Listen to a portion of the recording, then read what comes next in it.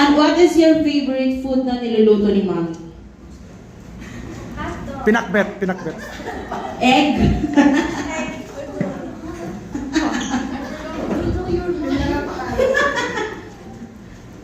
Okay, thank you very much, Ate.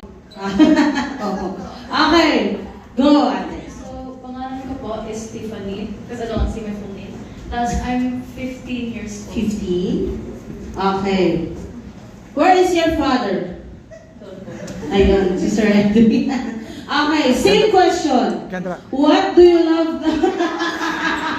Lumalaki yung mata ni Daddy. What do you love the most about Daddy? I love everything about Diba? Yes, approve. Alright, thank you very much, Daddy. Everything daw. Love na love ka ni